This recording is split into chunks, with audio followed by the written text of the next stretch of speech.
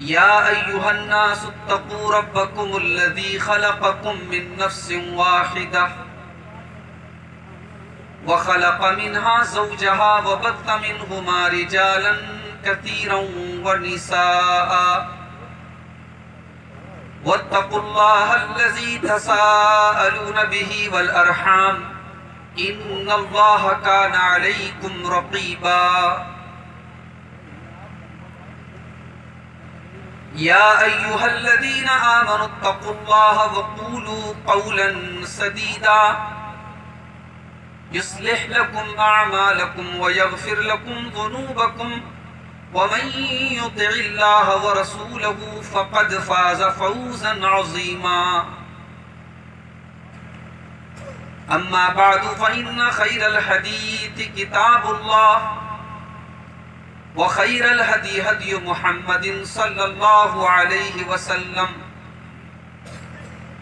وشر الأمور محدثاتها وكل محدثة بدعة وكل بدعة ضلالة وكل ضلالة في النار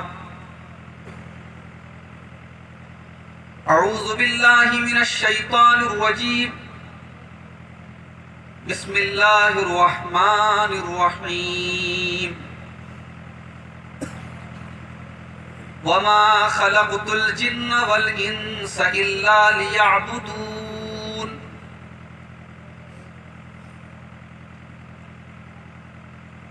محترم حاضرین، دینی و ملی بھائیوں، بزرگوں، نوجوان ساتھیوں، پردہ نشین ماں اور بہنوں، پیارے بچوں، قابل مبارکباد ہیں آج کے اس اجلاس کو منعقد کرنے والے ہمارے وہ بھائی جنہوں نے نکاح کے اس موقع پر،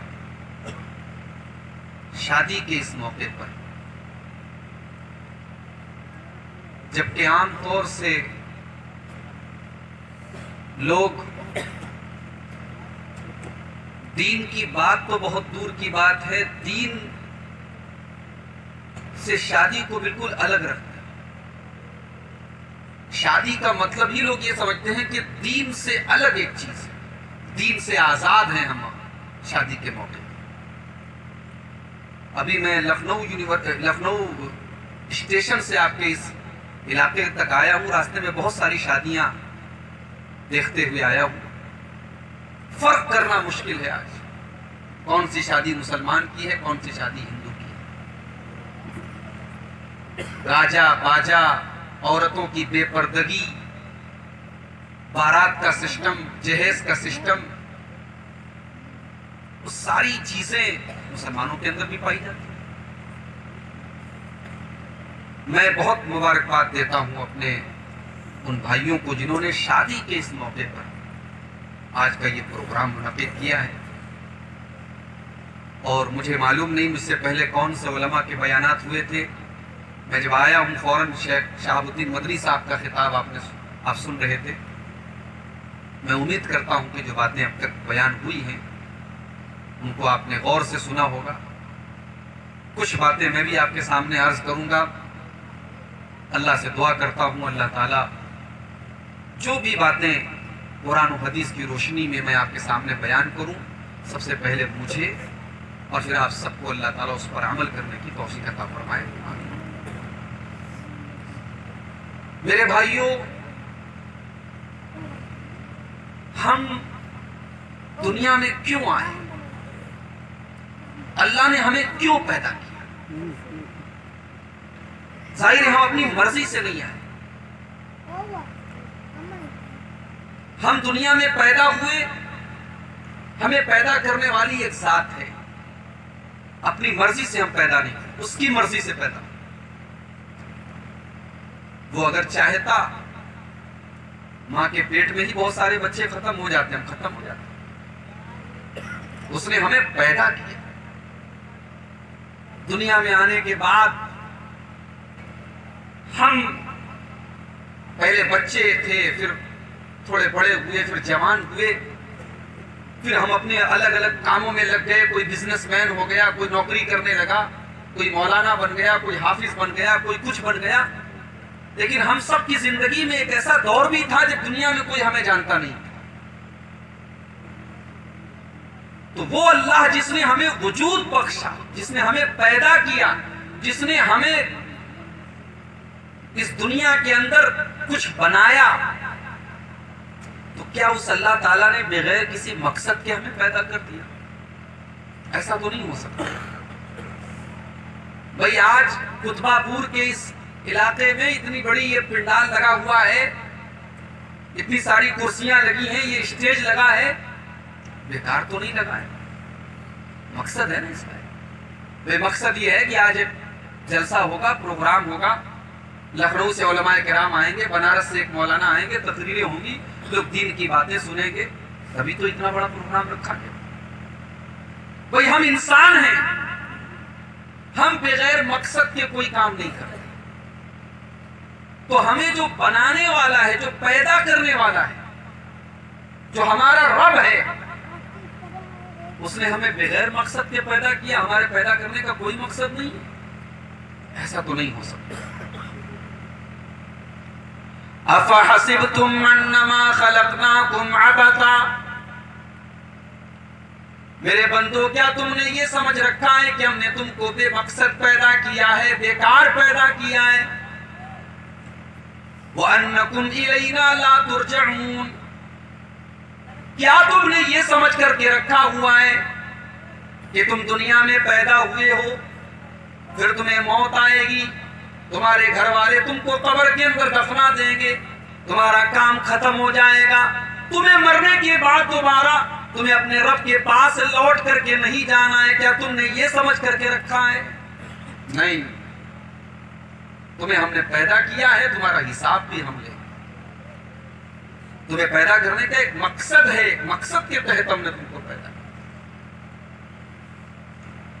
اَيَحْسَبُ الْإِنسَانُ أَن يُتْرَكَ سُدًى، کیا انسان یہ سمجھتا ہے کہ اسے اللہ تعالیٰ یوں ہی بیکار چھوڑ دے گا؟ کیا انسان یہ سمجھتا ہے کہ اس کے پیدا کرنے کا کوئی مقصد ہی نہیں ہے؟ أَلَمْ يَكُنْ نُطْفَةً مِّن مَّنِيٍّ يُمْنَىٰ، اے انسان تو غور کر، تجھے ہم نے کیسے پیدا کیا ہے؟ تو منی کے قطرے سے پیدا کیا گیا ہے. أَلَمْ يَكُنْ نُطْفَةً مِّن مَّنِيٍّ يُمْنَىٰ، تو پہلے پانی کا ایک قطرہ تھا، تو منی کا ایک قطرہ تھا. ثُمَّ كَانَ عَلَقَةً، پھر تو جمع ہوا خون بن گیا. فَخَلَقَ فَسَوَّىٰ، پھر تجھے اللہ تعالیٰ نے انسان بنا دیا اور بہترین تجھے شکل و صورت عطا فرمائی، تجھے بہترین چہرہ عطا فرمایا، تجھے بہترین باڈی اور شریر عطا فرمایا. أَلَيْسَ ذَلِكَ بِقَادِرٍ عَلَىٰ أَن يُحْيِيَ الْمَوْتَىٰ، وہ اللہ جس نے تجھ کو پیدا کیا ہے، وہ اللہ جس نے تجھ کو دنیا میں آنے کے بعد یا تو لڑکا بنایا یا لڑکی بنایا، یا تو میل بنایا یا تو فیمیل بنایا، کیا وہ اللہ اس بات کے اوپر قادر نہیں ہے کہ مرنے کے بعد تمہیں دوبارہ زندہ کر دے، تمہارا حساب و کتاب لے؟ کیا وہ اللہ اس بات کی چھمتا نہیں رکھتا؟ کیا وہ اللہ اس بات پر قادر نہیں ہے؟ اللہ تعالیٰ انسان سے سوال کر رہا ہے، بتاؤ جو اللہ تمہیں منی کے قطرے سے چلتا پھرتا انسان بنا سکتا ہے، وہ مرنے کے بعد تمہیں دوبارہ زندہ نہیں کر سکتا؟ کیوں نہیں کر سکتا؟ جانتے ہو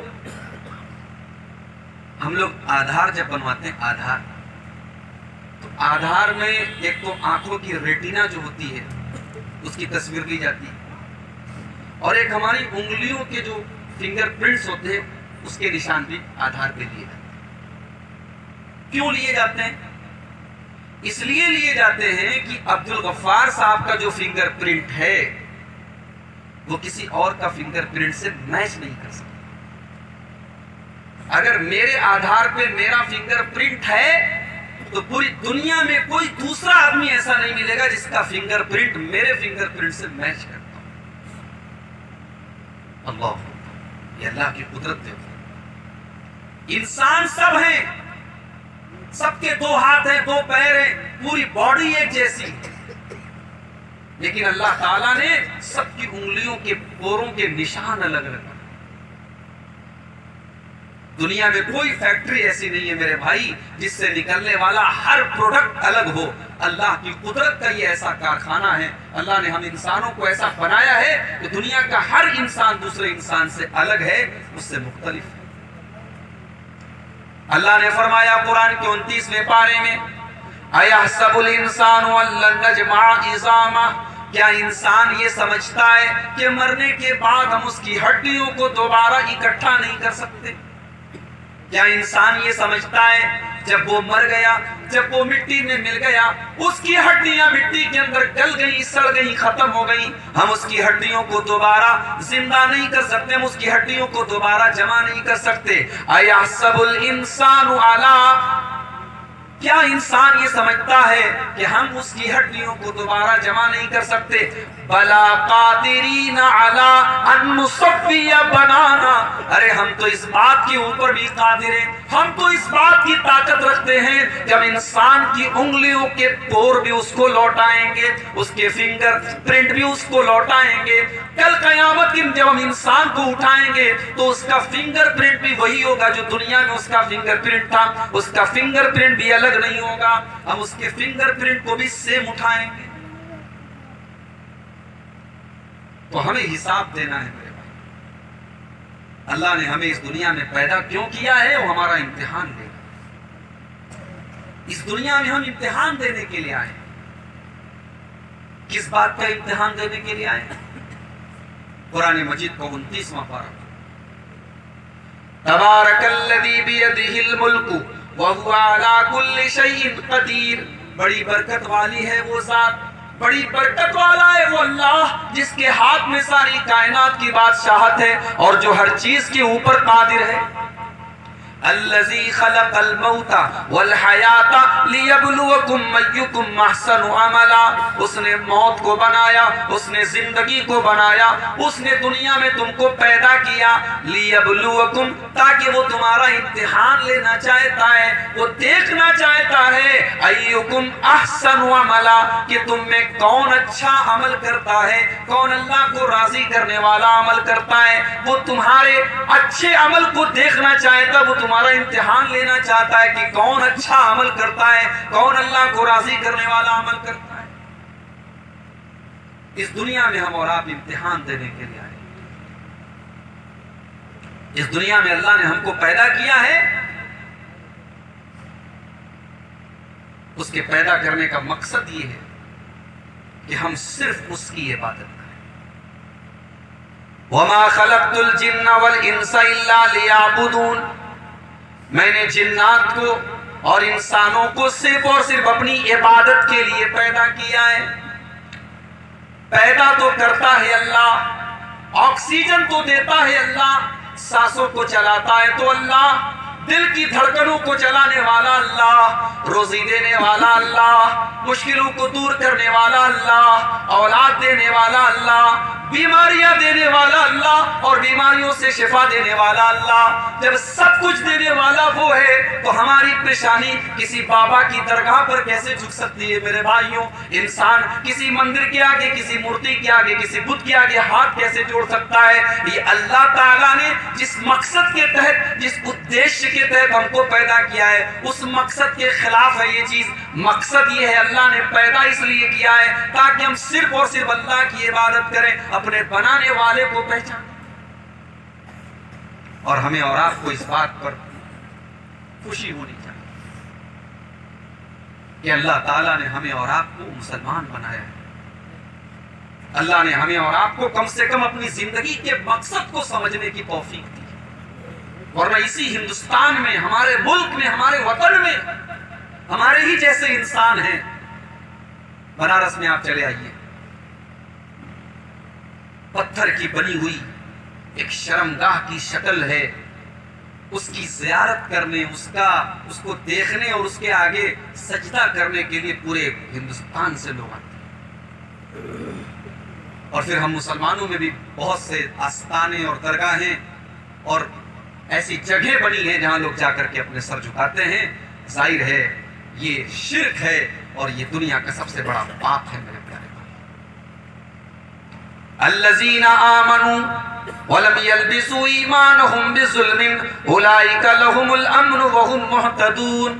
کل قیامت کے دن اللہ کی بارگاہ میں وہی لوگ نجات پائیں گے، وہی لوگ امن اور شانتی سے رہیں گے، وہی لوگ جہنم سے بچ پائیں گے، وہی لوگ جنت میں داخل ہوں گے۔ الذین آمنوا، جو ایمان لائے، ولم یلبسوا ایمانہم بظلم، اور انہوں نے اپنے ایمان کو ظلم کے ساتھ نہیں ملایا۔ جب یہ آیت نازل ہوئی صحابہ گھبرا گئے۔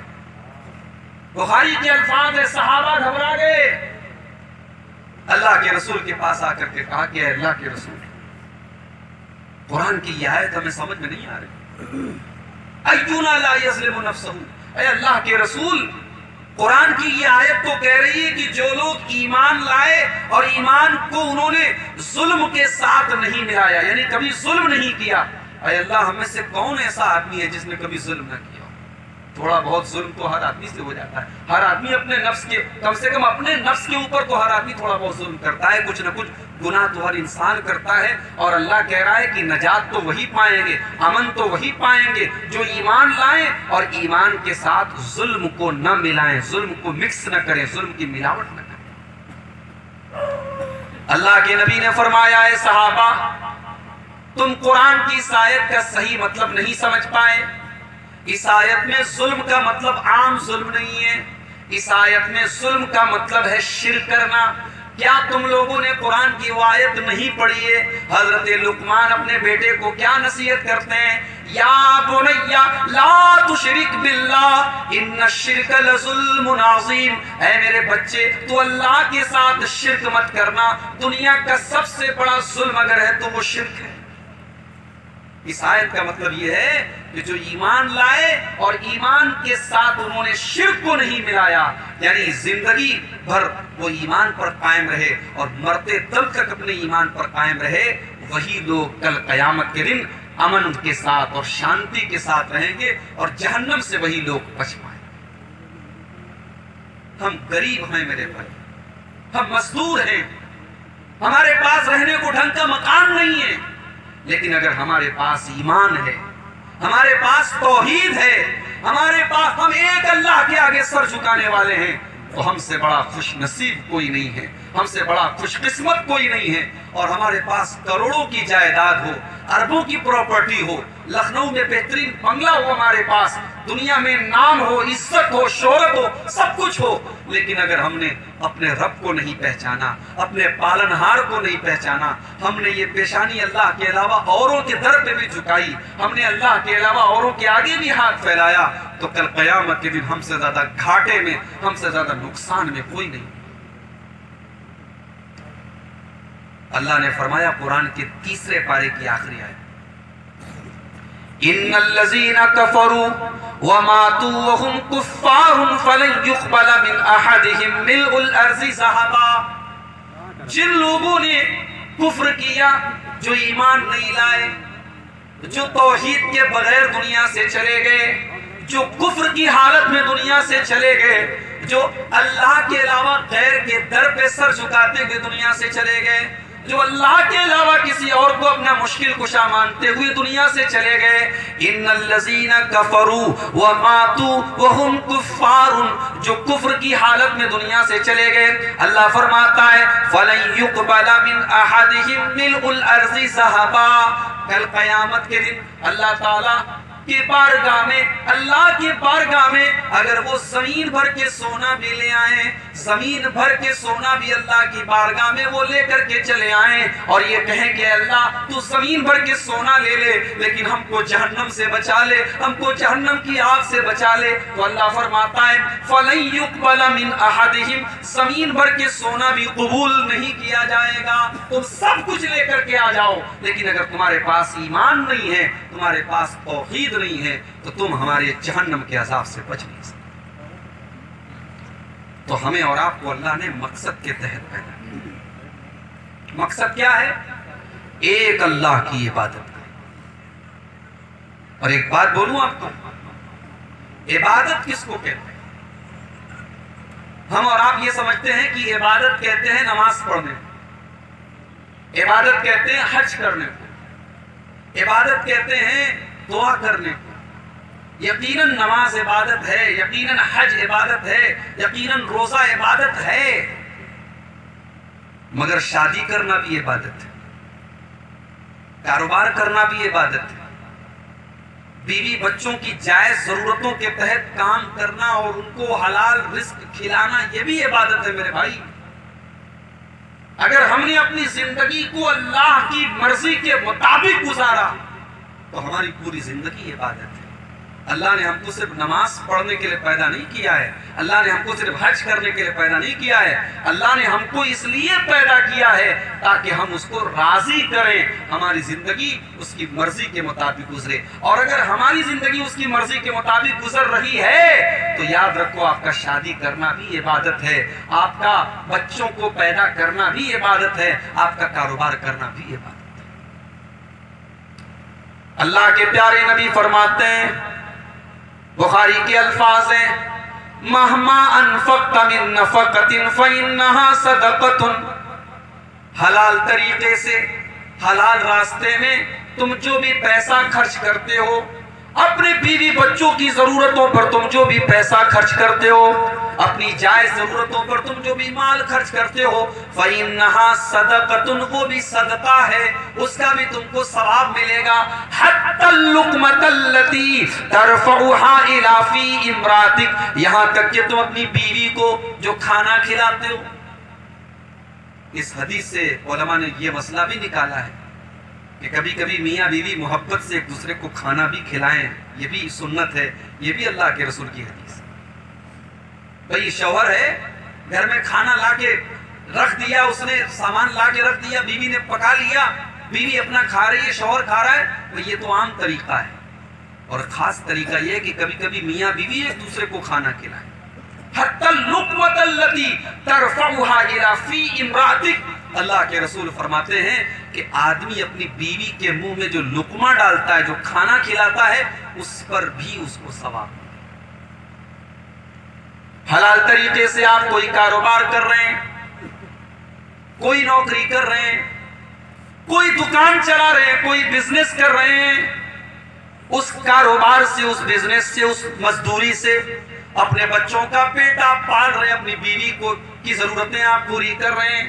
آپ یہ مت سمجھیے میرے بھائیوں کہ آپ دین سے ہٹ کر کے کوئی کام کر رہے ہیں، آپ دین کا ہی کام کر رہے ہیں۔ بچوں کو پالنا بھی یہ دین کا کام ہے، بیوی کا حق ادا کرنا بھی یہ دین کا کام ہے، گھر میں سودا سلف لانا یہ بھی دین کا کام ہے۔ بعض لوگ یہ سمجھتے ہیں کہ دین کا کام ہے کہ سب کچھ چھوڑ دو اور نکل جاؤ اللہ کے راہ میں، گھر چھوڑ دو، بال بچوں کو چھوڑ دو۔ میں نے ایسے بھی لوگوں کو دیکھا ہے، صاحب وہ گھر سے نکل گئے ہیں، اللہ کی راہ میں وہ تبلیغ کر رہے ہیں، اور گھر میں جوان بیٹیاں ہیں، گھر میں اناج ختم ہو گیا، راشن ختم ہو گیا، جوان بیٹیاں جا کر کے دکان سے راشن لا رہی ہیں، عورتیں بیچاری گھر کی برتن لوگوں کے گھروں میں جا کے صاف کر رہی ہیں، کپڑے سل رہی ہیں، تو گھر چل رہا ہے، اور گھر کا جو مرد ہے، جو کمانے والا ہے، وہ صاحب بیچارے نکلے ہوئے اللہ کی راہ میں تبلیغ کر رہے ہیں۔ نہیں میرے بھائی، یہ اسلام کی تعلیم نہیں۔ اللہ کے پیارے نبی فرماتے ہیں، دینار انفقتہ فی سبیل اللہ، تم نے اگر اللہ کے راستے میں کوئی دینار خرچہ کیا، وَدِينَارٌ تَصَدَّقْتَ بِهِ عَلَى مِسْكِينٍ، اور تم نے کسی دینار کے ذریعے کسی غریب کی مدد کر دی، وَدِينَارٌ آتَقْتَ بِهِ رَقَبَةً، اور ایک دینار سے آپ نے کسی غلام کو آزاد کر دیا، وَدِينَارٌ أَنفَقْتَهُ عَلَى أَهْلِكَ، اور ایک دینار آپ نے اپنے بال بچوں کے اوپر خرچ کر دیا۔ دیکھو 4 دینار کا ذکر کیا اللہ کے رسول۔ ایک دینار آپ نے اللہ کی راہ میں دے دیا، ایک دینار آپ نے کسی غریب کو دے دیا، ایک دینار سے آپ نے غلام کو آزاد کر دیا، اور ایک دینار آپ نے اپنے بال بچوں کے اوپر خرچ کیا۔ اللہ کے پیارے نبی فرماتے ہیں، اعظمها اجرا دینار انفقتہ علی اہلک، اس میں سب سے زیادہ اجر و ثواب اگر آپ کو ملے گا تو اس دینار پر ملے گا جو دینار آپ نے اپنے بال بچوں کی جائز ضرورت پر خرچ کیا ہے۔ اپنے بال بچوں کی، اپنے اہل و عیال کی جائز ضرورتوں پر جو پیسہ آپ خرچ کر رہے ہیں وہ بھی بہت بڑا صدقہ ہے، اور اس کا بھی ثواب آپ کو ملے گا۔ ہم نے یہ سمجھا کہ بھی عبادت عبادت کا مطلب ہے کہ بس مسجد کے اندر عبادت ہے اور مسجد کے باہر تو بھائی دنیا داری ہے، شادی بیاہ دنیا داری ہے، کاروبار دنیا داری ہے۔ بھائیو یہ دنیا داری بھی اللہ نے جو ہم کو پیدا کیا ہے اس کے پیدا کرنے کا مقصد ہی یہی ہے کہ ہم دنیا داری کریں مگر دنیا میں اتنے فدا نہ ہو جائیں کہ اللہ کو جانتے ہو دنیا میں سب سے عقل مند آدمی کون ہے؟ ہم سے اگر کوئی پوچھے سب سے عقل مند انسان کون تو ہم لوگ کیا جواب دیں گے؟ سب سے عقل مند انسان وہی ہے جو خوب پیسہ کما لے، جو خوب پیسہ کمائے، جو نوٹوں کی بارش جس کے اوپر ہو، جس کے پاس بہترین مکان ہو، جس کے پاس دولت کی ریل پہ ہو، وہ سب سے بڑا عقل مند ہے۔ آئیے قرآن کی نظر میں، اللہ کی نظر میں سب سے بڑا عقل مند کون ہے؟ ذرا ہم قرآن کو کھولتے ہیں۔ قرآن مجید کا چوتھا پارہ کھولو، سورہ آل عمران کی آیت نمبر 90 اور 91 اٹھاؤ۔ اللہ فرماتا ہے ان فی خلق السماوات والارض واختلاف اللیل والنہار لآیات لأولی الالباب، بے شک زمین و آسمان کی پیدائش میں اور رات اور دن کے آنے جانے میں عقل مندوں کے لیے نشانیاں ہیں۔ اس کائنات کے اندر، اس زمین کے اندر، اس آسمان کے اندر عقل مندوں کے لیے، بدھیمانوں کے لیے، جینیس لوگوں کے لیے نشانیاں ہیں۔ سوال یہ پیدا ہوا اے اللہ عقل مند کون لوگ ہیں؟ جینیس کون لوگ ہیں؟ فرمایا الذین یذکرون اللہ قیاما وقعودا وعلی جنوبہم، عقل مند وہ لوگ ہیں جو اللہ کو یاد کرتے ہیں، بیٹھ کر کے بھی یاد کرتے ہیں، کھڑے ہو کر کے بھی یاد کرتے ہیں اور لیٹ کر کے بھی یاد کرتے ہیں۔ وہ ہر وقت اللہ کو یاد کرتے ہیں۔ وہ زندگی میں جتنے بھی بزی ہو جائیں، ان کی زندگی کے کسی معمول میں وہ اپنے رب کو نہیں بھولتے، وہ اللہ کو نہیں بھولتے۔ اور اگر ہم اللہ کے نبی کی دعاؤں پر غور کریں بھائیو، ہم لوگ ماشاءاللہ یہاں جتنے لوگ بیٹھے ہیں زیادہ تر لوگ میں سمجھتا ہوں کہ قرآن حدیث پہ چلنے والے لوگ ہیں، اہل حدیث لوگ ہیں۔ ہمیں اللہ کے رسول کی دعائیں یاد ہونی چاہیے۔ اللہ کے رسول کی جو دعائیں ہیں اس کا مقصد کیا ہے کہ زندگی کی ہر ایکٹیویٹی میں اللہ کو ہم یاد رکھیں۔ لیٹرین میں جا رہے ہیں بھائی ہماری ضرورت ہے، ہمارے جسم کی ضرورت ہے، لیکن ہم لیٹرین میں جانے کے پہلے کیا پڑھتے ہیں؟ اللہم انی اعوذ بک من الخبث والخبائث۔ لیٹرین سے فارغ ہو کے نکلے، ہم نے کہا غفرانک، اے اللہ تجھ سے معافی چاہتا ہوں۔ وضو کرنے کے لیے بیٹھے، بسم اللہ پڑھا، وضو کر لیا ہم نے، وضو کے بعد کی دعا پڑھی، اشہد ان لا الہ الا اللہ وحدہ لا شریک لہ واشہد ان محمد عبدہ ورسولہ اللہم اجعلنی من التوابین واجعلنی من المتطہرین۔ کپڑا پہن رہے ہیں، دعا کر رہے ہیں، اللہم لک الحمد انت کسوتنی ورزقتنی من غیر حول منی ولا قوة۔ سیڑھی چڑھ رہے ہیں، اللہ اکبر پڑھ رہے ہیں، سیڑھی سے اتر رہے ہیں، الحمدللہ پڑھ رہے ہیں، گھر میں داخل ہو رہے ہیں، بسم اللہ پڑھ رہے ہیں، گھر سے نکل رہے ہیں، نکلنے کی دعا پڑھ رہے ہیں، بازار جا رہے ہیں، بازار میں جانے کی دعا پڑھ رہے ہیں، آئینہ دیکھ رہے ہیں، آئینہ دیکھنے کی دعا پڑھ، یہاں تک کہ اپنی بیوی سے ملنے جا رہے ہیں، وہاں پر بھی بیوی سے ملنے کے پہلے ہم دعا پڑھتے ہیں، بسم اللہ اللہم جنبنا الشیطان اللہم جنبنا الشیطان وجنب الشیطان ما رزقتنا۔ اے اللہ ہمیں اور ہماری پیدا ہونے والی اولاد کو تو شیطان سے دور رکھنا، شیطان سے۔ زندگی کا کون سا ایسا مومنٹ ہے میرے بھائی، زندگی کا کون سا ایسا پل ہے جس کے لیے اللہ کے نبی نے ہم کو کوئی دعا نہ سکھائی ہو؟ یہ مومن کی زندگی ایسی ہونی چاہیے۔ الذین یذکرون اللہ قیاما وقعودا وعلی جنوبہم، میرے جینیس بندے، میرے عقل مند بندے تو وہ ہیں جو ہر وقت اللہ کو یاد کرتے ہیں، اٹھتے ہوئے اللہ کو یاد کرتے ہیں، بیٹھتے ہوئے اللہ کو یاد کرتے ہیں، لیٹے ہوئے اللہ کو یاد کرتے ہیں۔ ہمیں سے کتنے لوگ ہیں ماشاءاللہ اچھا کاروبار ہے ان کا، لاکھوں کروڑوں کما رہے ہیں، لیکن ان کے گھر کے بازو میں، ان کے گھر کے بغل میں مسجد ہے، حی علی الصلاۃ کی آواز وہ پانچوں ٹائم سن رہے ہیں، لیکن وہ کروڑوں روپیہ کمانے والا جس کو اللہ نے اتنا نوازا ہے، اس کو توفیق نہیں ہوتی کہ وہ 5 ٹائم مسجد میں آ کر کے اپنے رب کا شکریہ ادا کر۔ میرے پیارے بھائیوں، تم بہت بڑے بزنس مین ہو، تم بہت بڑے کاروباری ہو اور تمہاری دکان بہت اچھی چل رہی ہے، اس کا یہ مطلب نہیں ہے کہ نماز آپ کے اوپر معاف ہے۔ نماز معاف نہیں ہے۔ نماز تو جنگ کے میدان میں معاف نہیں۔ جنگ کے میدان میں بھی اسلام نے نماز کا طریقہ بتایا ہے۔ پانی نہ ملے تیمم کر کے نماز پڑھنا ہے، سفر میں قصر کر کے نماز پڑھنا ہے، قبلہ کا پتہ نہ چل رہا ہو اندازہ کر کے کسی ایک سمت کو قبلہ سمجھ کر کے نماز پڑھنا ہے۔ نماز کسی حال میں معاف نہیں ہے۔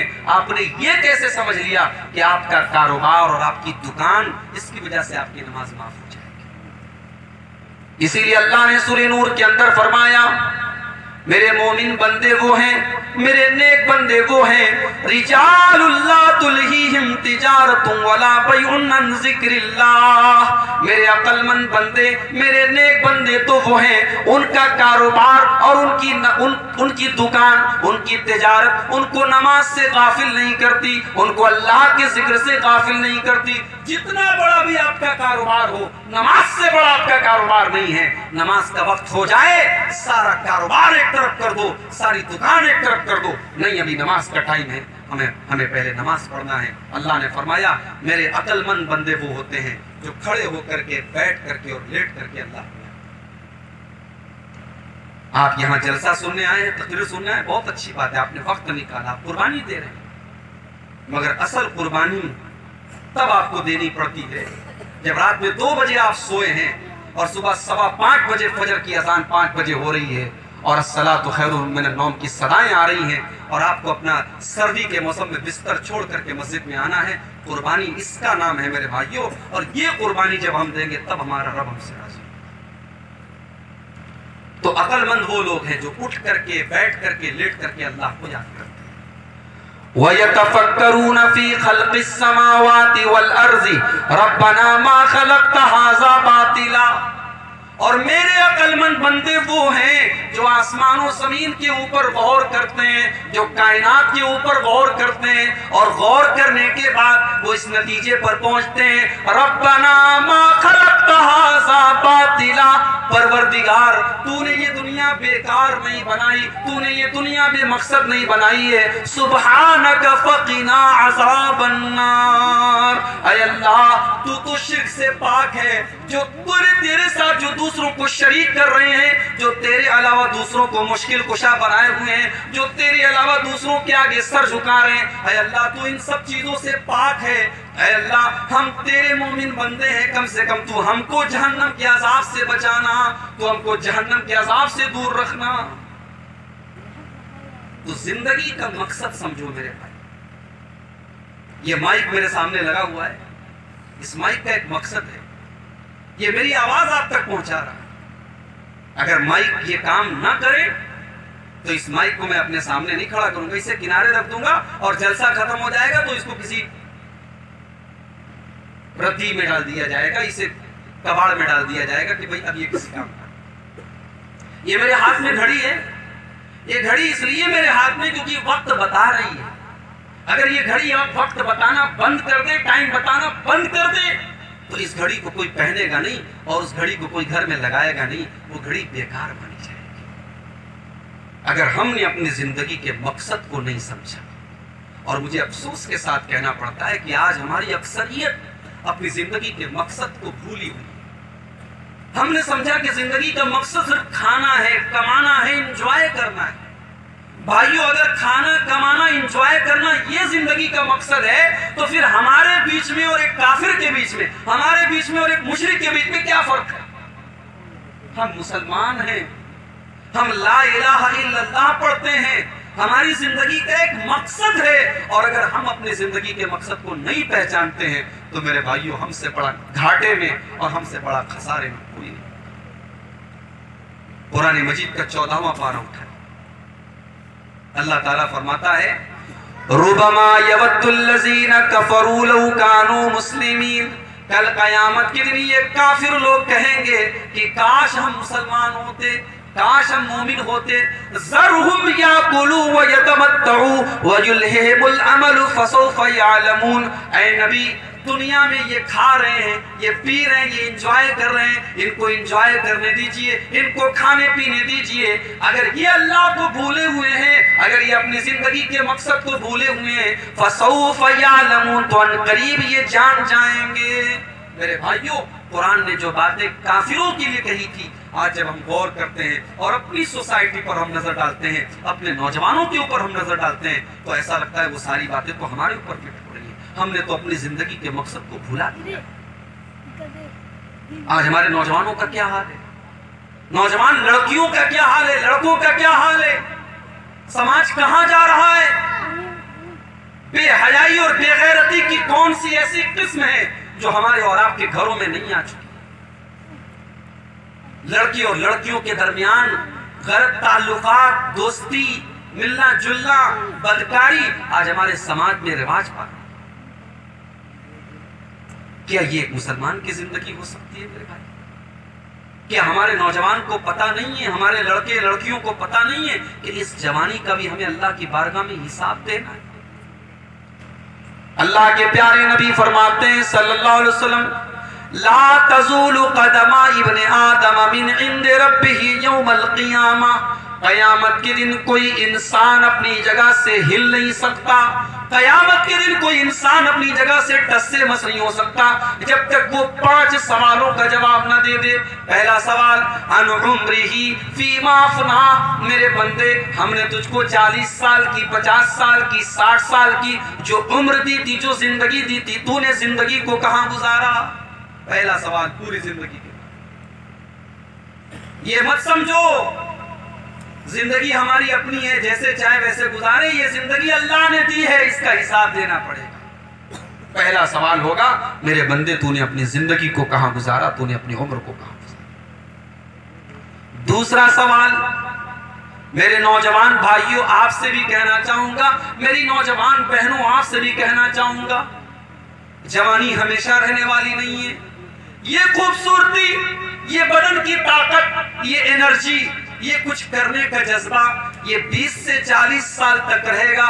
उसके बाद तो बाल सफेद होने लगेंगे, उसके बाद तो बदन पे झुर्रियां पड़ने लगेंगी, उसके बाद आपके अंदर ताकत नहीं रहेगी। ये जो जिंदगी का सबसे खूबसूरत दौर है, जिसमें उमंगे होती हैं, जिसमें जोश होता है, जिसमें इंसान खूबसूरत होता है, ताकतवर होता है, इस जवानी का हिसाब भी हमें और आपको अल्लाह की बारगाह में देना पड़ेगा। वन शबाबिही फीमा अबला। दूसरा सवाल किया जाएगा, मेरे बंदे, हमने तुझे जो जवानी की शक्ल में जो नेमत दी थी, हमने तुझे 20 साल से लेकर के 40 साल का जो पीरियड दिया था, तूने इस पीरियड को, इस दौर को कहां गुजारा? तेरी जवानी कहां गुजरी? ऐ मुसलमान लड़की, तेरी जवानी कहीं ऐसा तो नहीं कि गैरों के साथ ताल्लुकात बनाने में गुजरी, बेहयाई में गुजरी, बेगैरती में गुजरी? ऐ नौजवान लड़के, तेरी जवानी कहीं शराब में तो नहीं गुजरी, शबाब में तो नहीं गुजरी, नाजायज जगहों पर तो नहीं गुजरी। वन शबाबिही फीमा अबला। मेरे नौजवान भाइयों, ये सवाल भी हमको अल्लाह की बारगाह में इसका जवाब देना पड़ेगा, हमने अपनी जवानी को कहां गुजारा? आजकल हमारे नौजवानों के कपड़े देखते हैं, चाहे लड़के हो चाहे लड़कियां हो। लड़कों का कपड़ा देखिए आप, जगह जगह से पैंट उनकी फटी हुई है। सर के बाल देखिए, बीच में से गंजा बना हुआ है, दाएं बाएं से बाल निकला हुआ है। फैशन है भाई, फैशन है। जब तक फैशन था तो पैंट टखने के नीचे रखी जाती थी, अब फैशन आ गया है आजकल थोड़ी ऊंची वाली पैंट पहनने की। मौलवी लोग बेचारे तकरीर करते करते थक गए कि कपड़े को टखने के ऊपर रखो, ये ध्यान नहीं देता था। अब फैशन आ गया तो अब ऊंची वाली पैंट चलती। पहले दाढ़ी नहीं रखने का फैशन था, अब दाढ़ी रखने का फैशन है। अब दाढ़ी में भी तरह तरह के डिजाइन बना के लोग दाढ़ी रख रहे हैं। दाढ़ी सुन्नत समझ के नहीं रखी जा रही, दाढ़ी फैशन समझ के रखी जा रही। ये जवानी का हमारे नौजवान लड़के और लड़कियों का मकसद है। लड़कियों का मकसद है सजना है, संवरना है, बेहतरीन कपड़े पहनना है, बेहतरीन मेकअप करना है, और लड़कों का मकसद भी अपने आप को सजाना संवारना है। मेरे भाइयों, मेरी बहनों, ये खूबसूरत चेहरे जिसको हम फेस वॉश से चमकाते हैं, जिस पर हम क्रीम और पाउडर लगा लगा के जिसको हम रोशन करते हैं, کیا یہ خوبصورت چہرے جہنم کی تپش کو برداشت کر لیں گے؟ ہمارے بدن کی جو اسکن ہوتی ہے کتنی سینسٹیو ہوتی ہے بھائی. چہرے کی جو کریم ہوتی ہے وہ الگ ہوتی ہے، باقی پورے بدن کی کریم الگ ہوتی ہے. چہرے کی کریم جو ہے وہ بڑی سینسٹیو ہوتی ہے، چہرہ بڑا سینسٹیو ہوتا ہے. ذرا سوچو کہ جہنم کی آگ میں کیا ہمارا یہ سینسٹیو چہرہ، ہماری یہ سینسٹیو اسکن کیا جہنم کی گرمی کو برداشت کر لیں گے بھائی؟ دنیا میں اگر ہم کہیں ہمارے بدن میں کہیں جل جائے، ہمارا کوئی حصہ جل جائے تو کتنی تکلیف ہوتی ہے، اور پھر جلنے کے بعد اس کے بعد جو نشان پڑ جاتا ہے، ایک تو جلنے کی تکلیف، پھر نشان کی تکلیف. کل قیامت کے دن جب ہم اللہ کا عذاب، اللہ ہم سب کی حفاظت فرمائے، جب اللہ اپنے جہنمی بندوں کو جہنم میں ڈالے گا، جہنم کی آگ میں اپنے جہنمی بندوں کو جلائے گا، تو ان کو بار بار جلایا جائے گا. ان کو ایک بار نہیں، بار بار جلنے کی تکلیف ہوگی. کلما نضجت جلودہم بدلناہم جلودا غیرہا لیذوقوا العذاب. ان کے چمڑے جب جہنم کی آگ میں جل جائیں گے، جب ان کے چمڑے جھلس جائیں گے، ہم دوسری چمڑی ان کے اوپر چڑھا دیں گے تاکہ بار بار جلنے کی تکلیف ان کو پہنچے. دنیا کی آگ میں ہم جلنے کو برداشت نہیں کر سکتے، جہنم کی آگ کو کیسے برداشت کریں گے بھائی؟ دنیا کی آگ سے 70 گنا زیادہ خطرناک ہوگی جہنم کی آگ. دنیا کی آگ جلتی ہے کوئلہ سے، دنیا کی آگ جلتی ہے پیٹرول سے، دنیا کی آگ جلتی ہے ڈیزل سے. جہنم کی آگ کس سے جلے گی؟ وقودھا الناس والحجارہ. وہ انسانوں سے جلے گی، وہ پتھروں سے جلے گی. اس آگ سے میرے بھائیوں، میرے نوجوان ساتھیوں، ہم اپنے آپ کو بچانے کی تیاری کر رہے ہیں. ایک وہ نوجوان بھی تھا، مصعب ابن عمیر اس کا نام تھا. مکے کا سب سے فیشنیبل نوجوان تھا، سب سے خوبصورت کپڑا پہنتا تھا، اس کا جوتا باہر سے آتا تھا، اس کا کپڑا باہر سے آتا تھا. جب وہ کپڑا پہن کے اور خوشبو لگا کے مکہ کی گلیوں میں نکلتا تھا تو خوبصورت لڑکیاں آہیں بھرتی تھیں کہ یہ مکہ کا سب سے ہینڈسم نوجوان ہے. اس نوجوان کا نام تھا مصعب ابن عمیر. لیکن یہی مصعب ابن عمیر جب لا الہ الا اللہ محمد الرسول اللہ، جب یہ کلمہ پڑھ لیتے ہیں، جب اسلام کے اندر آ جاتے ہیں، جب محمد الرسول اللہ کے اوپر ایمان لے آتے ہیں، ان کا باپ ان کو گھر سے نکال دیتا ہے، ان کی ماں اپنے دروازے بند کر دیتی ہے، اور صحابہ کہتے ہیں کہ وہی مصعب ابن عمیر جو مکہ کا سب سے ہینڈسم اور سب سے خوبصورت نوجوان تھا، جب ہم اسے پھٹا پرانا اور پیون لگا کپڑا پہن کر کے مکہ کی گلیوں میں چلتے ہوئے دیکھتے تھے تو ہم ٹھنڈی آہیں بھرتے تھے کہ اللہ، یہ وہ نوجوان ہے، یہ وہ نوجوان ہے جس نے اپنی جوانی کو اللہ کے دین کے لیے قربان کر دیا. اور یہی مصعب ابن عمیر ہیں جب اللہ کے رسول کے اوپر مدینہ کے کچھ لوگ ایمان لاتے ہیں اور اللہ کے نبی ایسا محسوس کرتے ہیں کہ مدینہ کی مٹی کے اندر بڑی کشش ہے اور مدینہ کی مٹی اسلام کے لیے بڑی اچھی ہے، تو اللہ کے نبی اپنے صحابہ میں سے سوچتے ہیں میں کون سے صحابی کو اپنا ایمبیسڈر بنا کر کے، اپنا سفیر بنا کر کے، اپنا نمائندہ بنا کر کے میں مدینہ میں بھیجوں تاکہ وہاں جا کر کے وہ اسلام کی تبلیغ کرے. تو اللہ کے نبی اپنے صحابہ میں نظر دوڑاتے ہیں تو آپ کی نظر جس صحابی پر جا کے ٹک جاتی ہے وہ صحابی کوئی اور نہیں ہے، وہ مصعب ابن عمیر رضی اللہ تعالیٰ.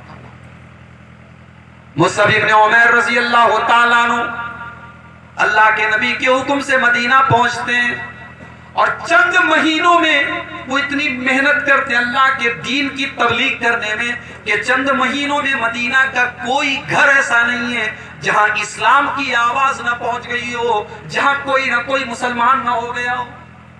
اسلام کے پہلے مبلغ ہیں اللہ کے رسول کے حکم سے حضرت مصعب ابن عمیر رضی اللہ تعالیٰ. اور جانتے ہو مصعب ابن عمیر تھوڑے لمبے تھے، ان کی ہائٹ زیادہ تھی، خوبصورت بھی تھے اور ہائٹ بھی اچھی تھی. جب غزوہ احد میں ان کو کفنایا جانے لگا، غزوہ احد میں شہید ہو گئے اور ان کو جب کفنایا جانے لگا تو کفن کی چادریں کم تھی، شہید زیادہ تھے، چادریں کم تھی. تو ان کی جو چادر تھی وہ چادر چھوٹی پڑ رہی تھی، ان کی ہائٹ زیادہ تھی، سر کو ڈھانکا جاتا تھا تو پیر کھل جاتا تھا، پیر کو ڈھانکا جاتا تھا تو سر کھل جاتا تھا۔ کسی طریقے سے ان کے سر کو ڈھانکا گیا اور ان کے پیر کے اوپر گھاس پھوس ڈال کر کے ان کو دفنایا گیا۔ حضرت عبد الرحمن ابن عوف وہ منظر جب یاد کرتے تھے بے ہوش ہو جاتے تھے۔ میرے بھائیوں، اسلام بڑی قربانیوں کے بعد ہمیں ملا ہے۔ نوجوان لڑکوں نے، نوجوان لڑکیوں نے بڑی قربانیاں دی ہیں اسلام کے لیے، لیکن آج ہمارا نوجوان دین سے بہت دور ہے، قرآن سے بہت دور ہے، اسلام سے بہت دور ہے، نماز سے بہت دور ہے۔ میرے نوجوان ساتھیوں، میں آپ کو اللہ کا وہ پیغام سنا کر کے اپنی بات ختم کروں گا۔ قرآن مجید کا 29واں پارہ کھولیے، اللہ نے ہم سے، آپ سے، سب سے ایک پیغام دیا ہے اللہ نے ہم سب کو۔ یا ایھا الذین آمنوا قوا انفسکم واہلیکم نارا، اے ایمان والو اپنے آپ کو اور اپنے گھر والوں کو جہنم کی آگ سے بچاؤ۔ اپنے بال بچوں کو تم دنیا کی آگ میں ڈالنے کو تم پسند نہیں کرتے۔ تمہارا بچہ اگر ہلکی سی آگ بھی تمہارے بچے کے بدن میں لگ جائے، ہلکی سی کھروچ تمہارے بچے کو لگ جائے، تم بے قرار ہو جاتے ہو، تم بے چین ہو جاتے ہو۔ اے ایمان والو، تمہاری آنکھوں کے سامنے تمہارا جوان بیٹا سگریٹ پھونک رہا ہے، تمہارا جوان بیٹا نماز نہیں پڑھتا ہے، تمہاری جوان بیٹی بے پردہ گھوم رہی ہے۔ یا ایھا الذین آمنوا قوا انفسکم واہلیکم نارا، اے ایمان والو تم کیسی محبت کرتے ہو اپنے پریوار سے، تم کیسی محبت کرتے ہو اپنے اہل و عیال سے، اپنے گھر والوں کو، اپنے پریوار والوں کو، اپنی فیملی والوں کو جہنم کی آگ سے بچاؤ، جہنم کی آگ سے بچاؤ، اپنے آپ کو بھی اور اپنے گھر والوں کو بھی۔ ہمارے نبی جناب محمد رسول اللہ صلی اللہ علیہ وسلم نے بھی اپنے بچوں کو جہنم کی آگ سے بچانے کی کوشش کی۔ یاد کرو اللہ کے نبی کا وہ خطبہ جب صفا کی پہاڑی پر آپ چڑھے تھے اور آپ نے اپنی سارے خاندان کے لوگوں کو اکٹھا کیا تھا۔ اپنے اسی خطبے میں آپ نے فرمایا تھا، اے میرے خاندان کے لوگوں، انقذوا انفسکم من النار، اپنے آپ کو جہنم کی آگ سے بچا لو، اپنے آپ کو جہنم کی آگ سے بچا لو۔ فإنی لا اغنی عنکم من اللہ شیئا، تم اگر ایمان نہیں لائے، تم نے اگر نیک عمل نہیں کیا تو میں اللہ کے عذاب سے تم کو نہیں بچا پاؤں گا۔ پھر آپ نے اپنے اسی خطبے میں اپنی بیٹی فاطمہ کا نام لے کے فرمایا، یا فاطمہ بنت محمد، اے میری بیٹی فاطمہ، انقذی نفسک من النار، اپنے آپ کو جہنم کی آگ سے بچا لے۔ فإنی لا اغنی عنک من اللہ شیئا، میں اللہ کے عذاب سے تجھے نہیں بچاؤں گا۔ جہنم کی آگ سے اپنے آپ کو اور اپنے گھر والوں کو بچاؤ، اپنے گھر کا ماحول دینداری والا بناؤ، خود بھی نماز کی پابندی کرو اور اپنے گھر والوں کو نماز کا پابند کرو۔ جانتے ہو ہم دنیا میں اپنے بچوں کے لیے کتنی محنت کرتے ہیں، آدمی اپنی زندگی بھر کی پونجی لوٹا دیتا ہے اپنے بچوں کے لیے۔ بھائی اپنی اولاد سے آدمی اتنی محبت کرتا ہے، اولاد کی محبت یہ نہیں ہے میرے بھائی کہ آپ پراپرٹی بنا کے دے دیں، پراپرٹی تو وہ خود بھی بنا سکتے ہیں۔ اولاد کی محبت یہ نہیں ہے کہ آپ ان کو پیسہ دے دیں، اولاد کی اصل محبت یہ ہے کہ آپ ان کی آخرت کو بہتر بنانے کی کوشش کریں۔ اور اولاد کو اگر آپ نے اپنے آپ کو آپ نے نیک بنا لیا، آپ نیک بن گئے، ہم نیک بن گئے، تو آٹومیٹک ہماری اولاد کا فیوچر سیکیور ہو جائے گا۔ اولاد کے اوپر انویسٹمنٹ کرنا ہے نا، تو سب سے پہلے اپنی ذات کو بہتر بناؤ۔ میں ایک واقعہ سناؤں گا، بات ختم کروں گا، یہ 12 بجنے والا ہے اور مجھے واپس چار باغ سے تقریباً 1:30 بجے میری ٹرین ہے، پکڑنا ہے مجھے۔ میں آخری بات بیان کر رہا ہوں آپ کے سامنے۔ آپ نے حضرت موسیٰ اور حضرت خضر کا واقعہ سنا ہے؟ حضرت موسیٰ اور حضرت خضر کا واقعہ آپ کی جانکاری کے لیے ایک بات بتا دوں کہ حضرت خضر بھی نبی تھے، حضرت موسیٰ بھی نبی تھے، دونوں نبی تھے، مگر حضرت خضر کو اللہ تعالیٰ نے کچھ اسپیشل نالج دی تھی، کچھ مخصوص علم دیا تھا۔ بہت سارے واقعات کے پیچھے کی جو لاجک ہوتی ہے، واقعات کے بعد کی جو حکمت ہوتی ہے، اللہ تعالیٰ نے حضرت خضر کو وہ حکمت بھی بتائی تھی، اور وہ حکمت حضرت موسیٰ کو نہیں بتائی گئی تھی۔ تو حضرت موسیٰ اور حضرت خضر دونوں جا رہے تھے، دونوں بھوکے پیاسے تھے، ایک گاؤں کے پاس سے گزرے، دونوں نے گاؤں والوں سے کھانا مانگا۔ اس دور میں بھی مہمان نوازی کو بہت اچھا سمجھا جاتا تھا، اور جو مہمان کے ساتھ برا سلوک کرے اس کو بہت برا مانا جاتا۔ مگر وہ جو گاؤں والے تھے بڑے بدتمیز تھے، بڑے نالائق تھے، ان لوگوں نے حضرت موسیٰ اور حضرت خضر کو مانگنے کے باوجود کھانا نہیں کھلایا۔ دونوں نے کھانا مانگا، کھانا نہیں کھلایا۔ دونوں تھکے ہارے تھے، ایک دیوار کے سہارے ٹیک لگا کے بیٹھ گئے۔ اچانک حضرت خضر نے دیکھا کہ مکان کی دیوار گرنے والی ہے۔ حضرت خضر باڈی بلڈر بھی تھے، مضبوط بدن تھا ان کا، وہ کھڑے ہوئے، انہوں نے اپنے ہاتھ سے دیوار کو سیدھا کر، دیوار گر رہی تھی، انہوں نے ہاتھ سے سیدھا کر۔ اب حضرت موسیٰ نے جب یہ دیکھا تو حضرت موسیٰ تھوڑے جلالی پیغمبر تھے، غصہ ان کو تیز آتا تھا، جلدی آتا تھا۔ حضرت موسیٰ نے کہا لو شئت لاتخذت علیہ اجرا، کہ اے خضر ان لوگوں نے ہمیں پانی تک نہیں پلایا، ہمیں بھوک لگی تھی، کھانا مانگا، کھانا نہیں کھلایا، ان کے محلے کی، ان کے گاؤں کی دیوار گر رہی تھی، آپ کو کیا ضرورت تھی سیدھا کرنے کی؟ آپ پہلے پیسہ طے کر لیتے، اجرت طے کر لیتے، پیسہ دیتے تب آپ ان کی دیوار صحیح کرتے، آپ کو کیا ضرورت تھی ان کے ساتھ بھلائی کرنے کی؟ حضرت خضر نے کہا دیکھو بھائی، ہمارے اور آپ کے بیچ میں طے ہوا تھا کہ میں جو کروں گا آپ چپ چاپ دیکھیں گے، آپ بولیں گے نہیں، آپ نے بول دیا، لہٰذا ہمارا وعدہ ختم ہے۔ اب میں آپ کو اس کی لاجک بتاتا ہوں میں نے ایسا کیوں کیا۔ وَأَمَّا الْجِدَارُ فَكَانَ لِغُلَامَيْنِ يَتِيمَيْنِ فِي الْمَدِينَةِ، اے موسیٰ وہ جو دیوار ٹیڑھی ہو گئی تھی، جو گرنے والی تھی، وہ دو یتیم بچوں کے مکان کی دیوار تھی۔ وَأَمَّا الْجِدَارُ فَكَانَ لِغُلَامَيْنِ يَتِيمَيْنِ فِي الْمَدِينَةِ، وہ دیوار دو یتیم بچوں کے مکان کی دیوار تھی۔ وَكَانَ تَحْتَهُ كَنْزٌ لَهُمَا، اور اس دیوار کے نیچے ان کے باپ نے مرنے کے پہلے اپنے بچوں کے لیے خزانہ چھپا کر کے رکھا تھا، اپنی اولاد کے لیے خزانہ چھپا کر کے رکھا تھا۔ وَكَانَ أَبُوهُمَا صَالِحًا، اور ان دونوں بچوں کا جو باپ تھا وہ بڑا نیک تھا، بڑا دیندار تھا، بڑا نمازی تھا، بڑا اللہ والا تھا۔ چونکہ باپ نیک تھا اور نیک باپ نے اپنے بچوں کے لیے خزانہ چھپا کر کے رکھا تھا، فَأَرَادَ رَبُّكَ أَن يَبْلُغَا أَشُدَّهُمَا وَيَسْتَخْرِجَا كَنْزَهُمَا، تو اللہ تعالیٰ نے مجھ کو یہ حکم دیا کہ میں وہ دیوار نہ گرنے دوں، اس لیے کہ دیوار اگر گرے گی تو خزانہ سامنے آ جائے گا، اور گاؤں کے لوگ لالچی ہیں، بخیل ہیں، کنجوس ہیں، اس خزانے کو لوٹ لیں گے۔ ان یتیم بچوں کے فیوچر کا معاملہ تھا، ان یتیم بچوں کے بھوشیہ کا معاملہ تھا۔ اللہ نے حکم دیا کہ اے خضر تم دیوار کو سیدھا کر دو، تاکہ جب کل وہ بچے جوان ہو جائیں، بالغ ہو جائیں، تب اپنے باپ کا گاڑا ہوا خزانہ وہ حاصل کریں۔ کیا سبق ملا؟ سبق یہ ملا کہ اگر ہم نیک بن جائیں، ہم نمازی بن جائیں، ہم بری عادتوں سے اپنے آپ کو دور کر لیں، تو ہماری آنے والی نسلوں کی بھی اللہ تعالیٰ حفاظت کرے۔